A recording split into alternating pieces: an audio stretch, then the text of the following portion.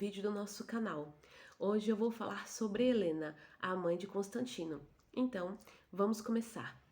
Em 313, o imperador Constantino decretou o Edito de Milão, colocando fim, assim, às perseguições aos cristãos.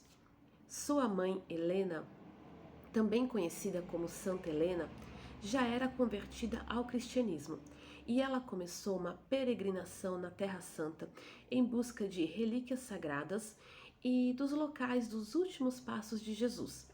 Helena teria encontrado o lugar da crucificação de Cristo. Escavando este lugar, ela teria encontrado 3 cruzes. Como ela não sabia qual era a cruz de Cristo, mandou chamar então uma mulher doente e encostou nela cada fragmento de cruz. Na última cruz, a mulher teria sido curada. Helena então concluiu que aquela era a verdadeira cruz de Cristo e começou a chamá-la de Vera Cruz. Esses fragmentos estão espalhados em diversas igrejas de culto, como a Basílica da Santa Cruz, que é essa da foto, Catedral de Notre Dame e a Basílica de São Pedro. No lugar onde supostamente Helena teria descoberto a cruz de Cristo, foi erguido então a Igreja do Santo Sepulcro.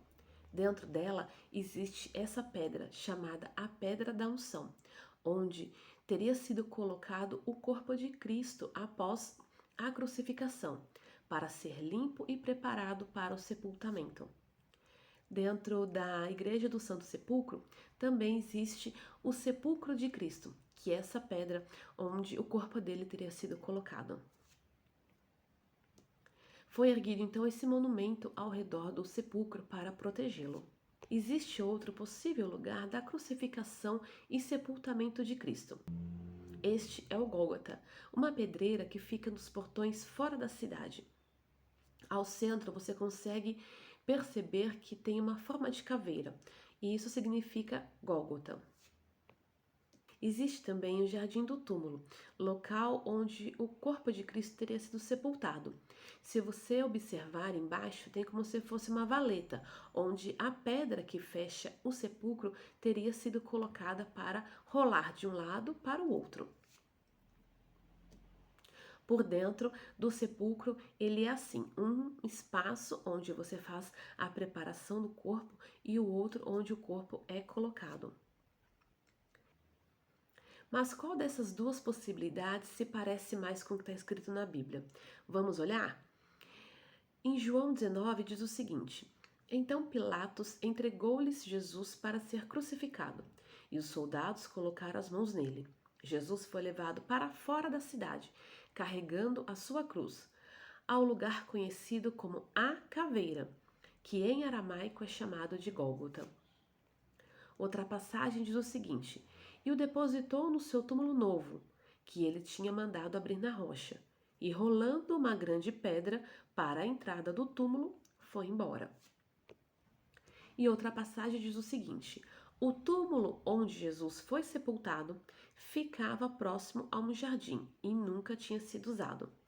Então, o jardim do túmulo é a possibilidade que mais se parece com o relato bíblico.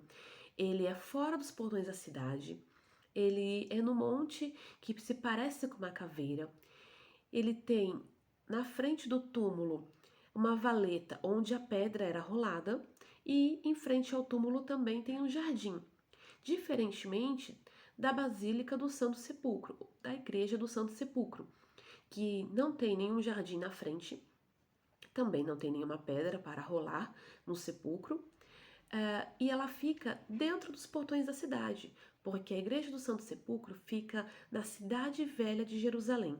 E a Bíblia diz que Jesus foi crucificado fora dos portões da cidade. Quero deixar aqui uma curiosidade. Em João 20, do 3 ao 10, diz o seguinte: Abaixou-se para olhar e viu as faixas de linho ali. Não entrou. A seguir, Simão Pedro, que vinha atrás dele, chegou, entrou no sepulcro e viu as faixas de linho, bem como o pano que estivera sobre a cabeça de Jesus, o qual estava dobrado à parte, separado das faixas de linho. O versículo que eu quero ressaltar aqui é o versículo 7, que diz: bem como o lenço que estivera sobre a cabeça de Jesus. Ele estava dobrado à parte e separado das faixas de linho. Por que eu quis ressaltar este versículo?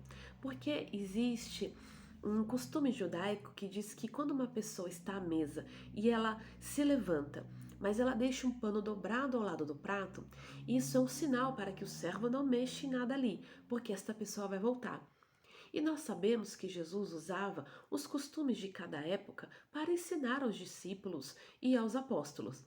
E o relato no versículo deixa claro que Jesus deixou um pano dobrado, separado dos outros tecidos, justamente como um sinal para os apóstolos de que ele voltaria.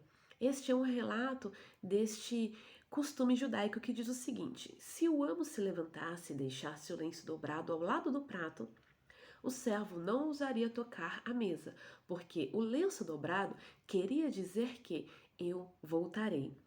O interessante é que na porta do jardim do túmulo está escrito o seguinte: ele não está aqui, ele ressuscitou.